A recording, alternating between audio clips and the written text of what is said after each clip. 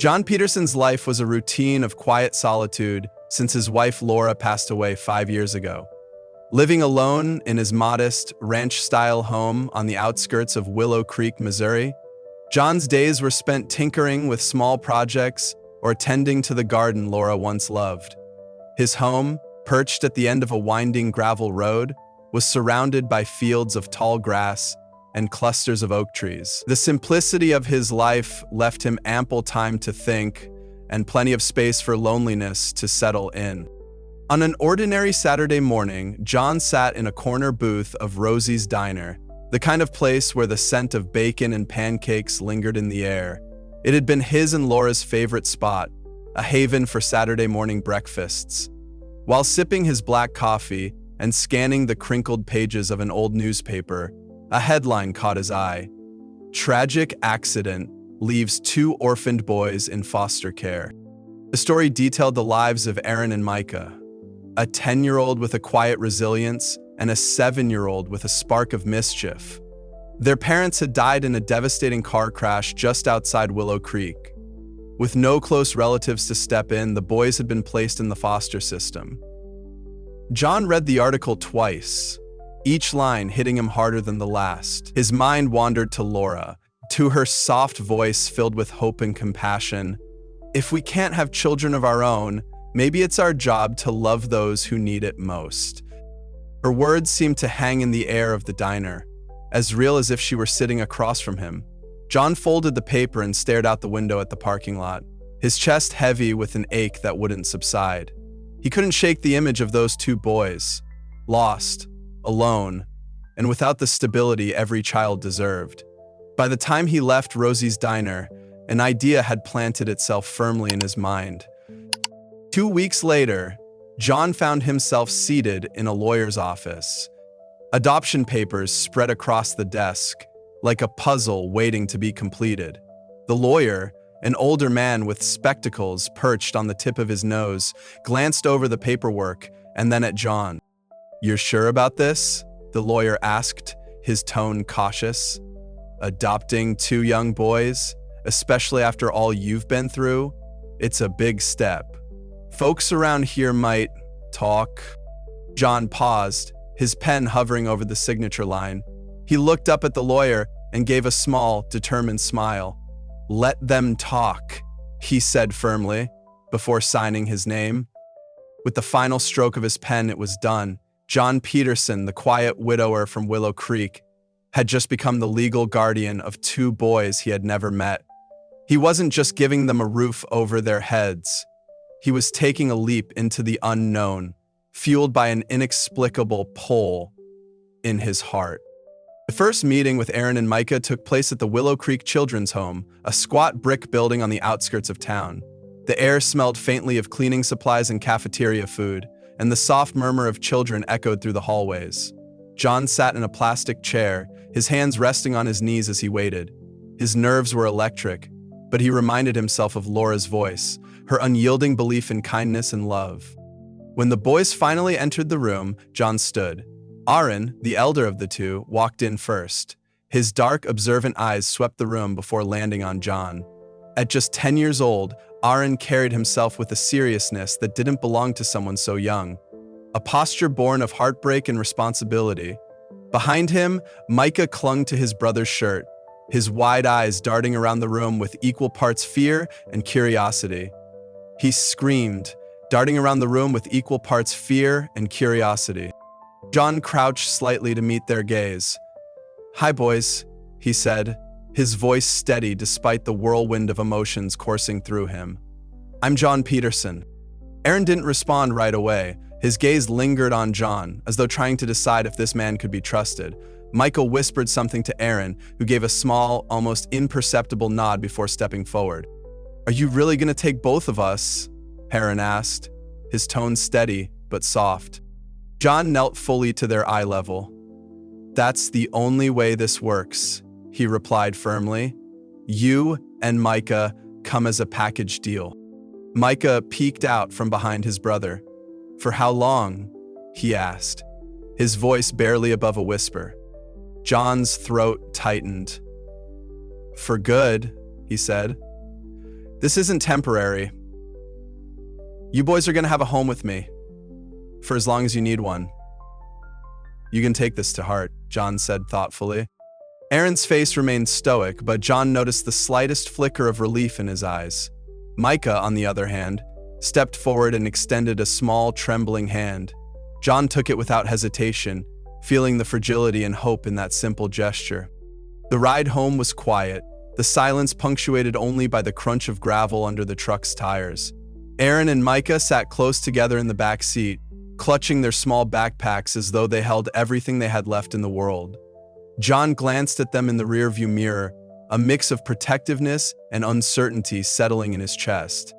When they pulled into the driveway, Micah spoke for the first time. "It's big," he said, staring at the house with wide eyes. "It's home," John replied simply.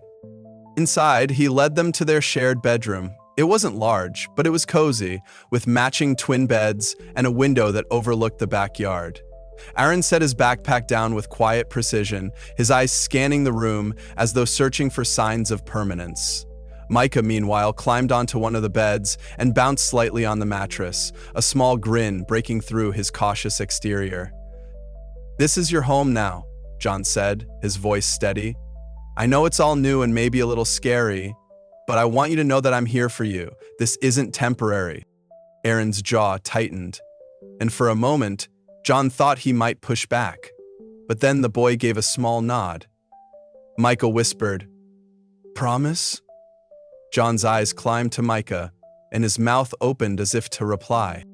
"I promise," John said, his voice resolute. For the first time in years, John felt a sense of purpose. Whatever challenges lay ahead, they would face them together. The first few weeks were a roller coaster of adjustments. Aaron and Micah had endured more in their short lives than most adults could fathom, and their pain showed in different ways.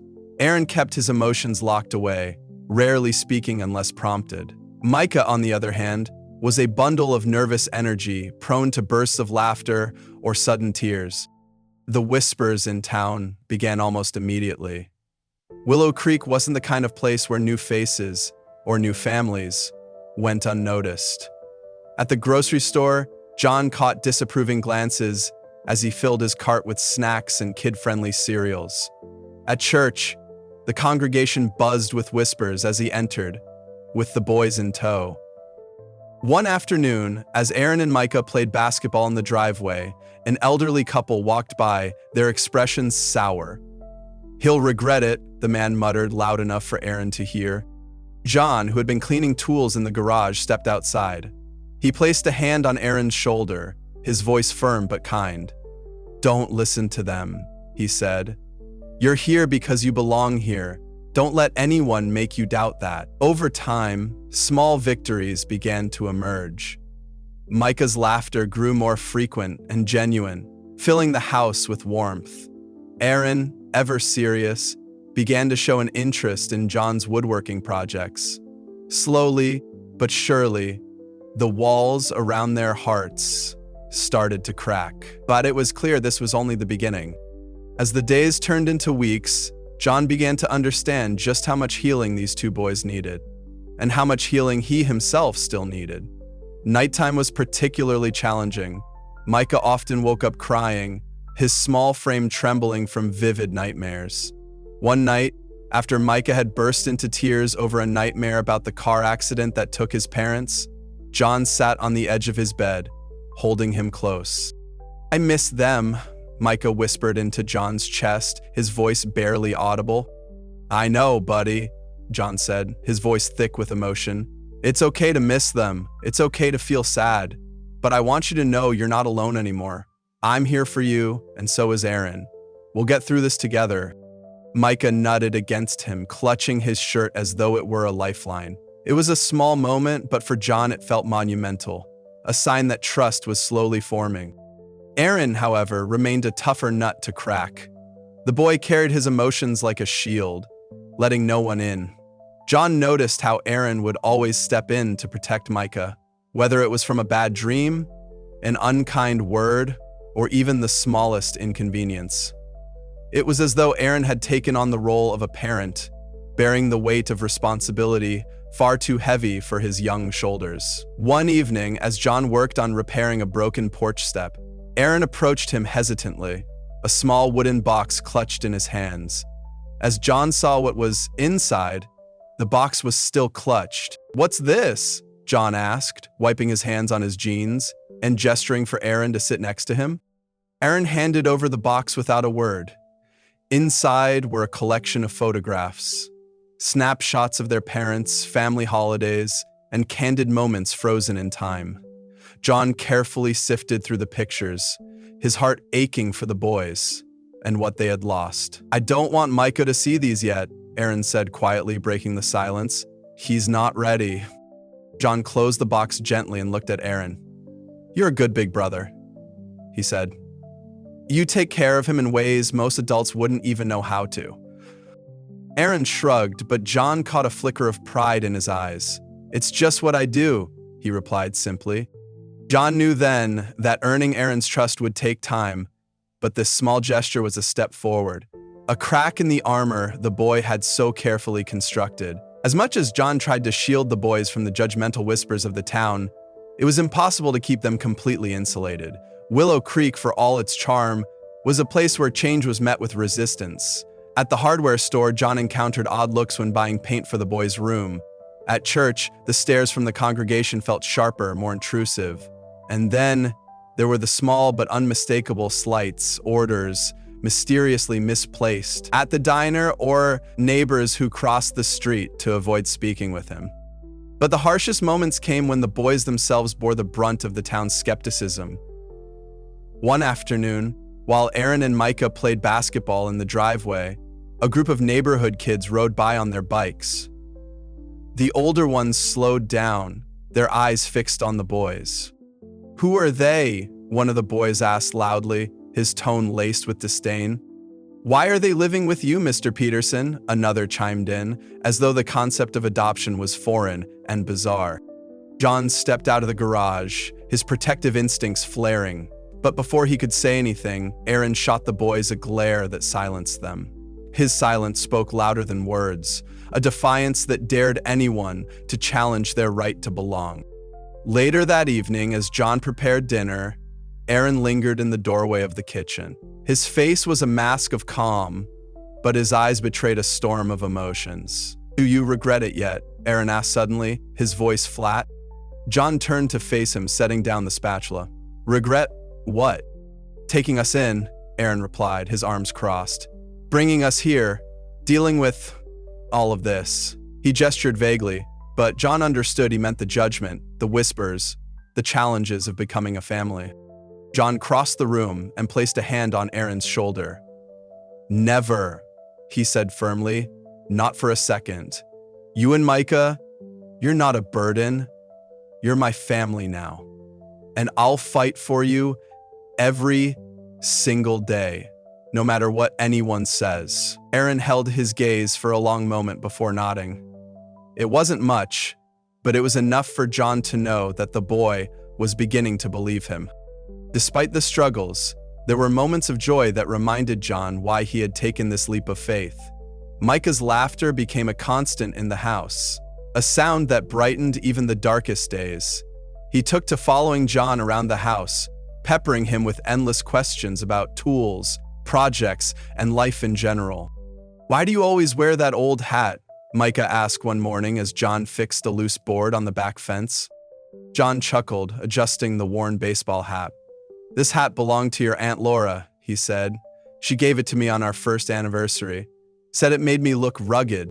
Micah giggled. "You don't look rugged. You look like you need a new hat." John laughed, ruffling the boy's hair. For a moment, everything felt light and uncomplicated. Aaron, meanwhile, began to show an interest in John's woodworking projects. He watched intently as John sanded and stained pieces of wood, asking quiet but thoughtful questions. "Can I try?" Aaron asked one afternoon, gesturing to the sandpaper in John's hand. John smiled and handed it over. "Be my guest. Just remember, always sand with the grain, not against it." Aaron nodded, his focus unshakable as he worked. Watching him, John felt a swell of pride. For all the walls Aaron had built around himself, there was a spark of creativity and determination that couldn't be dimmed. At least not yet. John saw it as an opportunity to involve the boys in the community, despite the lingering skepticism from some of the townsfolk. He signed Aaron up for basketball and Micah for soccer, hoping the structured activities would help them feel more connected. The first basketball game was both a challenge and a revelation. As Aaron walked onto the court, his new jersey hanging slightly loose on his slim frame, John noticed the stares from other parents. The whispers followed soon after. "Isn't that one of those kids he adopted?" a woman murmured, her tone dripping with curiosity. But as the game began, Aaron's talent silenced the critics. He moved with precision and focus, scoring points effortlessly and earning the respect of his teammates. By halftime, even the most skeptical parents had to admit the boy was something special. After the game, as Aaron walked off the court, one of the parents, a gruff man with a baseball cap, approached John. "He's got real talent," the man said, extending a hand. "You must be proud." John shook his hand firmly. "I am," he replied. "He's worked hard for it." It wasn't much, but it was a start. It was a small crack in the wall of judgment that had surrounded them. At the annual town cleanup day, John and the boys joined a group assigned to repaint the gazebo in the park. Micah, ever the chatterbox, quickly won over the older volunteers with his endless questions and cheerful demeanor. "That boy's got a way of making work feel lighter," one woman said to John, smiling as Micah attempted to paint a straight line on the gazebo railing. Aaron, more reserved, worked diligently beside his brother, his strokes even and precise.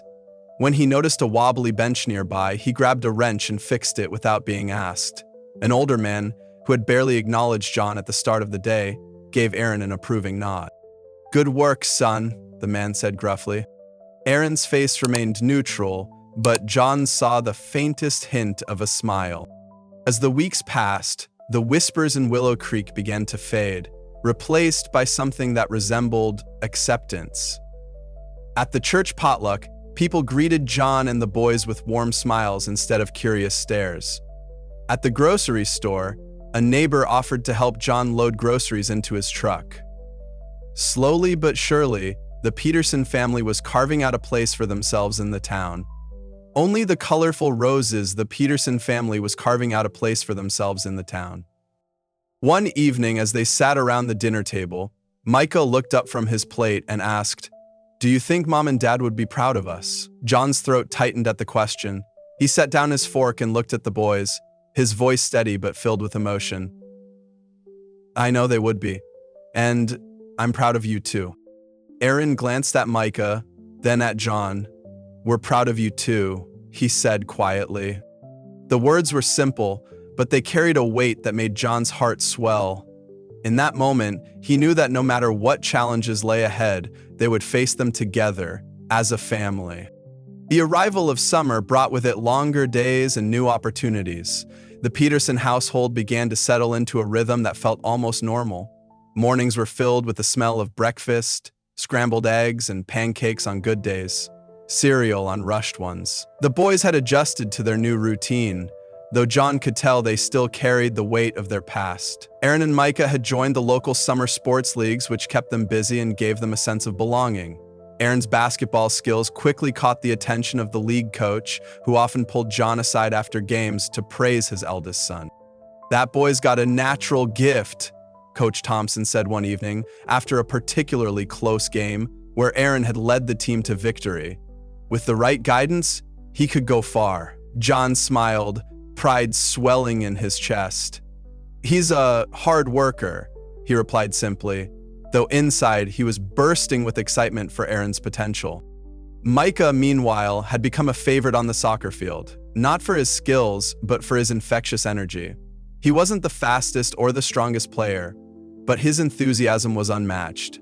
His teammates adored him, and his coach often joked that Micah's energy could power the whole town. "Do you think I'll be as good as Aaron one day?" Micah asked John one afternoon as they walked home from practice. "You don't need to be like Aaron," John replied. "You're great just the way you are." Micah beamed, his small hands slipping into John's as they walked the rest of the way home. It was moments like these that reminded John why he had taken this leap of faith. But not everything was smooth sailing. Despite their progress, there were still moments of tension and hardship. One day, while Aaron was playing basketball in the driveway, a group of neighborhood kids stopped by. They were older, rougher, and had a certain edge that put John on alert from the garage. "Hey, Aaron," one of them called out, "you think you're better than us just because you've got a new daddy?" Aaron froze, the basketball still in his hands. He didn't respond, his jaw tightening as he stared at the group. "Yeah, we heard about you," another boy sneered. "Bet I'll send you back the second you screw up." John stepped out of the garage, his voice calm but firm. "That's enough," he said, his gaze locking with the leader of the group. "This is private property, and you're not welcome here if you can't be respectful." The boys muttered under their breath but backed off, disappearing down the street. "Do you think they're right?" Aaron asked quietly, his voice barely audible over the chirping of crickets. "About what?" John asked, setting his mug down. "About you sending us back?" John turned to Aaron, his expression serious. "Aaron, listen to me. I'm not sending you anywhere. You and Micah are my family now, and nothing anyone says is going to change that." Aaron didn't reply, but he nodded, his gaze fixed on the horizon. It was a quiet moment, but John hoped it was enough to reassure him. As the summer wore on, John decided it was time for a family project, something that would bring them together and give the boys a sense of accomplishment. He settled on rebuilding the old treehouse in the backyard, a project he and Laura had once dreamed of doing, but never got around to. "Seriously? A treehouse?" Micah exclaimed, his eyes wide with excitement. "Yeah," John said with a grin. "But it's gonna take some work. You boys up for it?" Aaron nodded, his expression more reserved but still intrigued. "What do we need to do?" The next few weeks were filled with sawdust, hammering, and the occasional mishap. Micah was the self-appointed idea guy, constantly suggesting new features for the treehouse, trap doors, secret compartments, even a zip line. Aaron, on the other hand, was meticulous, measuring and remeasuring every piece of wood before cutting. One afternoon, as they worked on the roof, Aaron turned to John. "Did you ever think about building one of these before?" he asked. John smiled, wiping sweat from his brow. "Your Aunt Laura and I always talked about it. We thought it'd be fun for the kids we hope to have someday." Aaron hesitated, then said, "Do you think she'd like it? The treehouse, I mean." "She'd love it," John replied, "and she'd be so proud of you boys." Aaron didn't say anything, but John noticed a small smile tugging at the corners of his mouth. The completed treehouse was a masterpiece, a two-story structure with a ladder, a slide, and even a small balcony. Micah declared it the coolest treehouse ever, while Aaron inspected every detail with the critical eye of a budding perfectionist. That evening, as they sat in the treehouse watching the sunset, Micah turned to John. "Do you think Mom and Dad can see us?" John's chest tightened at the question. "I think they can," he said softly, "and I think they're proud of you. Of both of you." Micah leaned against John, his small frame warm and solid. Aaron, sitting on the other side, didn't say anything, but John noticed the way his shoulders relaxed, as though a weight had been lifted. Despite the progress they had made, there were still hurdles to overcome. One day, while at the town library, John overheard a conversation between two women who didn't realize he was within earshot. "I just don't understand why he'd take in those boys," one of them said, her tone sharp. "They're not even his." "Maybe he's just trying to look like a hero," the other replied. John clenched his fists, anger bubbling beneath the surface. But instead of confronting them, he chose to focus on what mattered most, proving them wrong by being the father Aaron and Micah deserved. The turning point came during the Willow Creek Summer Festival, an annual event that brought the entire town together. Aaron had been selected to play in the basketball showcase, while Micah had entered the art contest with a painting he had worked on for weeks, a depiction of their family, including their late parents and John. The festival was a whirlwind of activity. Aaron's basketball game was a nail-biter, with the crowd on the edge of their seats as he scored the winning basket in the final seconds. The applause was deafening, and for the first time, Aaron allowed himself a small smile as his teammates lifted him onto their shoulders.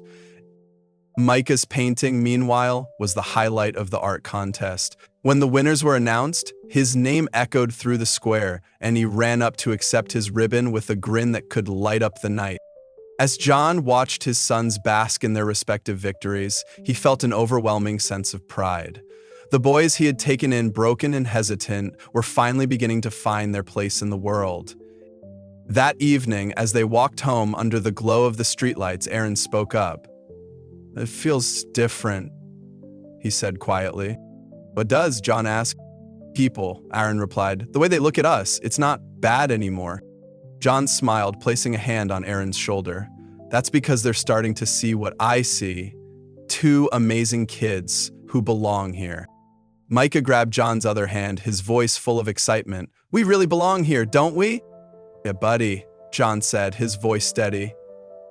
"We do." The weeks that followed were filled with more milestones.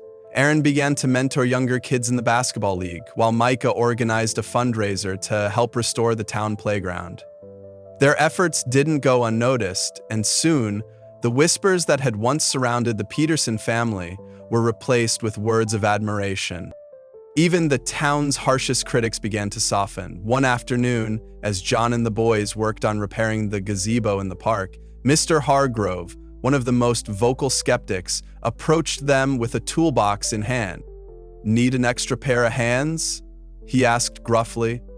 John hesitated, then extended a hand. "We could use the help." By the end of the day, the gazebo was restored, and Mr. Hargrove stayed long enough to share lemonade on the Petersons' porch.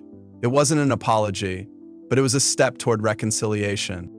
As summer turned to fall, the Peterson family had become an integral part of Willow Creek. The boys were thriving, and John felt a sense of fulfillment he hadn't experienced in years. One evening, as they sat around the dining table, Micah looked up and said, "Do you think Mom and Dad would be proud of us?" "I know they would be," John replied, his voice steady, "and I'm proud of you too." Aaron glanced at Micah, then at John. "We're proud of you too," he said quietly. In that moment, John realized that the house he had built wasn't just a shelter, it was a home. And in that home, a new legacy was being created, one filled with love, resilience, and hope. And autumn brought crisp air and golden leaves to Willow Creek, signaling the end of summer and the beginning of a new chapter for the Peterson family. Life had taken on a steady rhythm: school for the boys, community involvement, and quiet evenings at home. The treehouse in the backyard became a sanctuary, a place where Aaron and Micah spent hours talking, playing, and dreaming of the future. One evening, as John washed dishes after dinner, he heard laughter coming from the treehouse. Drying his hands on a dish towel, he stepped outside to see what the commotion was about. Aaron and Micah were sitting on the balcony of the treehouse, a flashlight illuminating their faces. "What's so funny up there?" John called out, leaning against the porch railing. "Micah's telling stories," Aaron replied, his voice lighter than John had ever heard it. "They're not just stories," Micah protested, peeking over the edge of the balcony. "They're true, like the time Aaron fell into the creek trying to catch a fish." John chuckled, climbing the ladder to join them. "Is that so, Aaron?" Aaron rolled his eyes, but smiled. "He's exaggerating. It wasn't that bad." "Nah." "It was hilarious," Micah insisted, doubling over with laughter. As John sat with them under the canopy of stars, he realized just how far they had come. The boys who once carried the weight of the world on their small shoulders were now laughing freely, their spirits lighter than he had ever seen. The peace they had found, however, was soon tested. One chilly afternoon, John received a call from the school principal. Micah had been involved in an altercation with another student, a boy who had teased him about his parents and questioned why he was living with John. When John arrived at the school, he found Micah sitting in the principal's office, his face flushed with anger and embarrassment. The principal explained the situation, emphasizing that Micah had defended himself, but had also thrown the first punch. "Micah," John said gently after the principal left the room, "what happened?" The boy's lower lip trembled, and tears welled in his eyes. "He said we didn't belong here, that we're just some charity case you took in because you felt sorry for us." John knelt in front of him, placing his hands on Micah's small shoulders. "Micah, listen to me. You belong here just as much as anyone else in this town. Don't let anyone make you feel otherwise. And you never have to fight to prove that. You just have to keep being you." Now, Micah sniffled and nodded, but John could see the hurt lingering in his eyes. That evening, John sat both boys down at the dining table. "No, it hasn't been easy," he began, his voice steady but filled with emotion. "People can be cruel, and sometimes it feels like no matter what we do, they'll always find something to judge. But I want you to remember this. You are not defined by what others think. You are defined by how you choose to respond, by the kindness and strength you show, and when to use it. You are your strength, and when to choose to use it to respond, and the kindness and strength you show." Aaron, who had been unusually quiet, finally spoke. "It's not fair. People don't even try to understand." "You're right," John said. "It's not fair, but sometimes the best way to change people's minds is to show them who you really are. And you two, well, you're the strongest, kindest, most amazing kids I've ever met." The boys didn't say much, but John hoped his words had planted a seed of resilience that would carry them through the tough times ahead. In the weeks that followed, the boys channeled their energy into positive outlets. Aaron threw himself into basketball, practicing for hours on end and earning a reputation as one of the league's standout players. Micah, ever the social butterfly, organized a school fundraiser to support families in need, a project that not only raised significant funds, but also brought the community closer together. The fundraiser was held in the town square, with booths set up for games, food, and crafts. Micah had convinced John to bake pies for the event, and while John's skills in the kitchen were limited, the pies sold out within the first hour. "Your pies were a hit, Dad," Micah exclaimed, beaming as he counted the proceeds. "Don't let it go to my head," John joked, ruffling Micah's hair. "Next time, you're doing the baking." As the day wound down, Aaron approached John with a quiet sense of pride. "We did good today," he said simply. "You boys did more than good," John replied, his chest swelling with pride. "You made a real difference." Winter arrived with its chilly winds and holiday cheer. For John, it was the first Christmas in years that felt truly joyful. The boys helped him decorate the house, stringing up lights and hanging ornaments on the tree. Micah insisted on making gingerbread cookies, which resulted in a flour-covered kitchen and a batch of cookies that were more creative than edible. So, on Christmas morning, John surprised the boys with new basketball shoes for Aaron and art supplies for Micah. Their faces lit up with excitement, but it wasn't the gifts that made the day special. It was the sense of belonging, a family that filled the house. That evening, as they sat by the fire, Micah curled up next to John and said, "This is the best Christmas ever." Aaron, sitting on the other side, nodded in agreement. "Yeah, it really is." John's heart swelled with gratitude. For all the challenges they had faced, moments like this made it all worthwhile. As the new year began, the Peterson family continued to grow stronger. Aaron began mentoring younger players on his basketball team, earning the respect of both his peers and his coach. Micah's art continued to gain recognition, and he was even invited to display his work at a local gallery. But the true moment of transformation came in the spring, during the town's annual Founders' Day celebration. The event was a big deal in Willow Creek, with parades, food stalls, and performances that brought the entire town together. John was hesitant about attending, worried about how the boys would be received, but Aaron and Micah were eager to go, and John didn't want to hold them back. The day turned out to be a revelation. Aaron participated in a basketball exhibition game, wowing the crowd with his skill and earning a standing ovation. Micah, meanwhile, had set up a booth to showcase his artwork, and his paintings drew a steady stream of admirers. As the sun set and the fireworks began, John stood with the boys in the town square, their faces illuminated by the bursts of color in the sky. Dad, Micah said suddenly, his voice filled with wonder, do you think Mom and Dad can see us now? John placed a hand on his shoulder. I think they can. And I think they're so proud of you. Aaron, standing on John's other side, nodded. We wouldn't be here without you, he said quietly. John's throat tightened, but he managed to smile. No, boys, you've always had it in you. I just gave you a home to grow in. As the final firework lit up the sky, John looked at his sons and felt an overwhelming sense of gratitude. They had faced adversity, judgment, and heartbreak, but they had emerged stronger, kinder, and more united than ever. In that moment, John knew that the legacy they were building together, a legacy of love, resilience, and hope, would ripple far beyond Willow Creek. It was a legacy that Laura would have been proud of, and one that would endure for generations to come. Before you leave, check out the next video on screen for another captivating story. Don't forget to subscribe so you never miss our latest uploads.